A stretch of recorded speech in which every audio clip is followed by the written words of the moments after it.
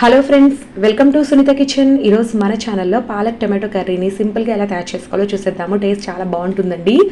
చాలామంది పాలక్ టమాటో కాంబినేషన్లో కర్రీ తినకూడదు, కిడ్నీలో స్టోన్స్ పడతాయి అని అనుకుంటూ ఉంటారు. అది ఎంత మాత్రంకి నిజం కాదండి, ఒట్టి అపోహ మాత్రమే. కావాలంటే మీరు చాలా రకాల డాక్టర్స్ చేసిన వీడియోస్ చూడొచ్చు అనమాట, ఒకసారి చెక్ చేయండి. ఇప్పుడైతే కర్రీ ప్రిపరేషన్ చూసేద్దాము. ముందుగా నేను ఇక్కడ 3 పెద్ద కట్టల పాలకూరను తీసుకొని శుభ్రంగా కడిగి ఇలా కాడలతో సహా కట్ చేసి పెట్టాను. ఇప్పుడైతే స్టవ్ మీద ఒక కడాయి పెట్టుకొని అందులోకి 1.5 టేబుల్ స్పూన్ ఆయిల్ వేసి వేడి చేసుకోవాలి. ఆయిల్ వేడెక్కిన తర్వాత ఇక్కడ చూపించిన విధంగా 1/2 టీ స్పూన్ ఆవాలు జీలకర్ర కలిపి వేసుకోవాలన్నమాట. ఇవి కొంచెం దూరగా వేగిన తర్వాత ఇందులోకి 2 మీడియం సైజు ఉల్లిపాయలని కట్ చేసి వేసుకోవాలి. ఒక పెద్ద ఉల్లిపాయ అయినా సరిపోతుందండి. ఉల్లిపాయలు వేగేటప్పుడే 2-3 పచ్చిమిర్చి చీలికలు కూడా వేసుకోండి.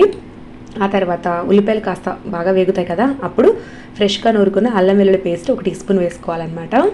ఇందులోకి ఎక్కువ మసాలాలు ఏమి పట్టవండి. అల్లం వెల్లుల్లి పేస్ట్ మాత్రం బాగా పచ్చివాసన పోయేంత వరకు వేయించుకోవాలి.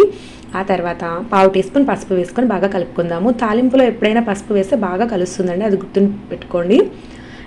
వెంటనే నేను ఇక్కడ టమాటాలు వేస్తానండి. 3 మీడియం సైజ్ టమాటాలు అయితే సరిపోతాయి, 2 పెద్దవైనా సరిపోతాయి. బాగా పండిన టమాటాలు అయితే బాగుంటుంది కర్రీకి.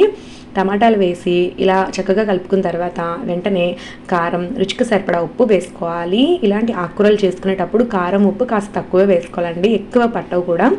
సో కారం ఉప్పు వేసి ఒకసారి బాగా కలుపుకొని టమాటాలను ఇప్పుడు మనం మగ్గించుకోవాలి. మూత పెట్టేసి ఒక 3-4 నిమిషాల పాటు లో టు మీడియం ఫ్లేమ్లో చేసుకుంటే ఇవి చక్కగా ఉడుకుతాయి. కాసేపటి తర్వాత చూస్తే టమాటా కాస్త ఉడికిందండి. ఇప్పుడు మనం ఈ స్టేజ్లోనే ముందుగా కట్ చేసి పెట్టుకున్నటువంటి పాలకూరని వేసుకోవాలి. పాలకూర చూడండి, నేను ఎంత ఎక్కువ వేస్తున్నానో, కడాయి నిండుగా వేస్తున్నాను, అయినప్పటికీ కూడా ఉడికేసరికి చాలా తక్కువ అయిపోతుంది.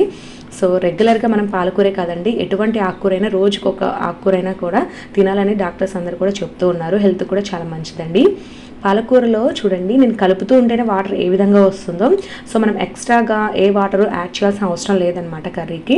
పాలకూరలో ఉండే వాటరే మొత్తం ఎగిరిపోయి పాలకూర చక్కగా ఉడికిపోవాలండి. సో అలా చూసుకుంటూ కలుపుకుంటూ ఉండాలి. ఇలా ఒక 10 నిమిషాల తర్వాత చూస్తే వాటర్ చాలా వరకు ఎగిరిపోయి ఉంటుంది. ఆ స్టేజ్లో మనము హోమ్మేడ్ గరం మసాలా పొడి 1/2 టీ స్పూన్ వేసుకుంటే సరిపోతుంది. కొంతమంది ఇది కూడా వేయరండి, ఇంకా ఏమీ వేయకుండా ఉప్పు కారంతో కూడా చేసుకోవచ్చు, అయినప్పటికీ కూడా బాగుంటుంది. ఎక్స్ట్రాగా హోమ్మేడ్ గరం మసాలా వేసాను అంతేనమాట.